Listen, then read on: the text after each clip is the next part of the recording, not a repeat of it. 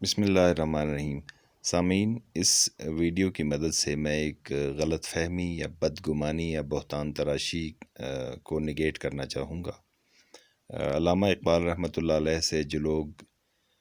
ناشناس ہیں، عام طور پر وہ سمجھتے ہیں کہ علامہ اقبال رحمۃ اللہ علیہ بھی شراب نوشی کیا کرتے تھے۔ بنیادی طور پر اس کے پیچھے دو تین عوامل کار فرما ہیں، جس میں سب سے پہلا تو ہے وہ جہالت اور لا علمی کا ہے۔ دوسری جو وجہ ہے کہ عام طور پر فیض اور غالب اور بہت سارے جو عام شعراء ہیں، عام طور پر ان کے بارے میں یہ تاثر ہے کہ وہ شراب نوشی کرتے ہیں، جس کا وہ بعض اوقات اپنی شاعری میں بھی اظہار کرتے ہیں۔ اور تیسری وجہ یہ ہے کہ علامہ اقبال رحمۃ اللہ علیہ کی شاعری میں ساقی، شراب، جام اور میں وغیرہ کے جو الفاظ ہیں، ان کے جو استعارے ہیں، ان کا کافی استعمال ہے۔ گو کہ علامہ نے اس زمانے کی جو کور ذوقی ہے یا کج فہمی یا ذوق کی کمزوری ہے، اس کا گلہ کیا ہے اپنی شاعری میں ہی، اپنی زندگی میں ہی، کہ گلہ ہے مجھ کو زمانے کی کور ذوقی سے، سمجھتا ہے میری محنت کو محنت فرہاد، کہ یعنی کہ زمانہ سمجھتا ہے کہ جو میری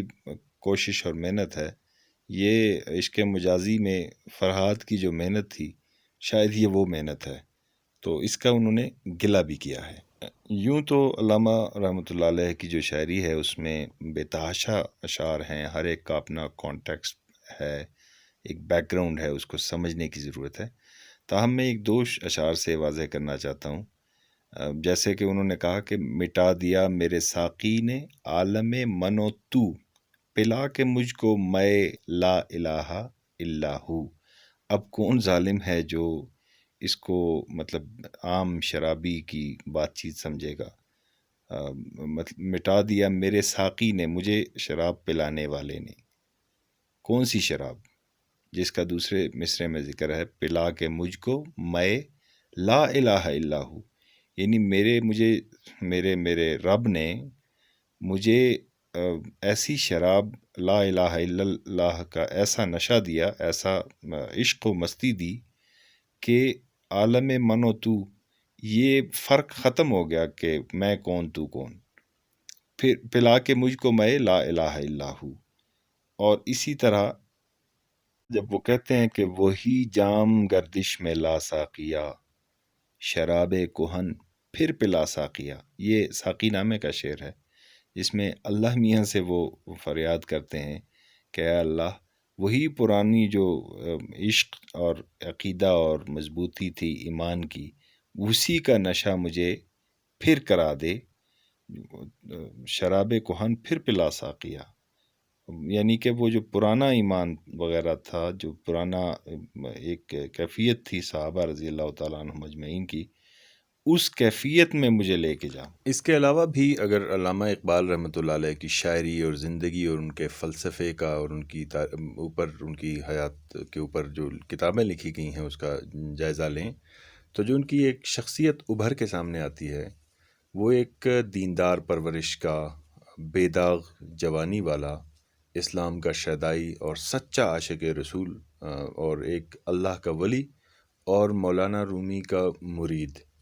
کے طور پر وہ سامنے آتے ہیں، جو کہ نشاط اسلام کے علمبردار ہیں، خواہاں ہیں اس بات کے کہ اسلام جو ہے وہ دوبارہ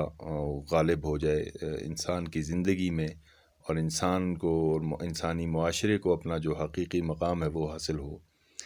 وہ ایک خوددار، باعمل اور صوم و صلات کے پابند انسان کے طور پر سامنے آتے ہیں، جس کی گواہی کوئی اور نہیں بلکہ ایک محقق اور معروف عالم دین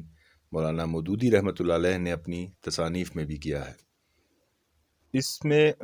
جو ہے جب ان کے جتنے بھی کولیگز تھے، پرومیننٹ اسکالرز، شاعر، شاعری کے دیوانے، سیاستدان، جو ان کے بہت قریب حلقہ احباب میں رہے اور انتہائی بلا تکلف جن کا واسطہ رہا علامہ کے ساتھ، کبھی بھی ان میں سے کسی بھی شخصیت نے اس بات کا اشارہ بھی نہیں دیا کہ علامہ نے زندگی میں کبھی بھی شراب نوشی کی ہو، بلکہ ایک واقعہ جو کہ ان علامہ کے ایک سکھ مداح سے متعلق بیان کیا جاتا ہے، اس میں ایک سکھ مداح جو ہے وہ ان سے ملنے کے لیے آتا ہے، اور ان کی جو بیٹھک ہے اس میں وہ شراب پیتا ہے، تو علامہ غصے میں آ کر اس کے ہاتھوں سے وہ جو شراب کی بوتل ہے وہ توڑتے ہیں، زمین پہ دے مارتے ہیں۔ تو یہ بات ظاہر کرتی ہے۔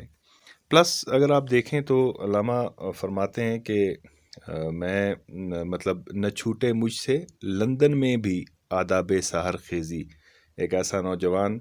جو کہ اپنی جوانی کے عروج میں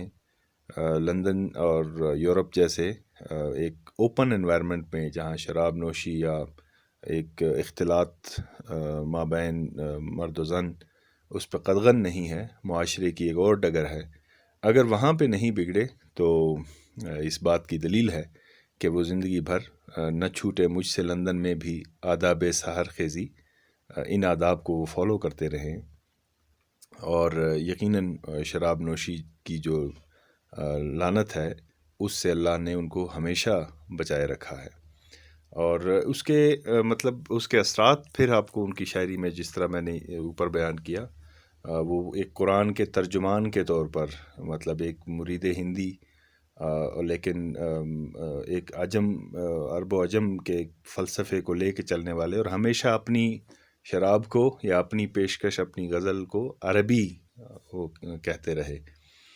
اور امت کے درد مند، اور یہ تمام وجوہات جو ہے وہ ہم پر ثابت کرتی ہیں کہ وہ روحانی طور پر ایک بلند پایا اور بلند درجہ انسان تھے، اور شراب نوشی یا اس طرح کی حرکات سے وہ مکمل طور پر آزاد تھے۔ جو کنفیوژن آئی ہے وہ بنیادی طور پر جو عام تاثر ہے ہمارے شعراء کے بارے میں، اس کی وجہ سے، یا جو علامہ نے اپنی شاعری میں جام، ساغر، مینا اور ساقی، ان کا جو استعارہ استعمال کیا ہے، تو لوگ لا علمی اور جہالت میں اس سے عشق مجازی یا شراب نوشی معاشرتی جو عام تاثر والی ہے، اس پہلو میں یا اس پیرائے میں اس چیز کو سمجھتے رہے ہیں۔ وما علینا الا البلاغ۔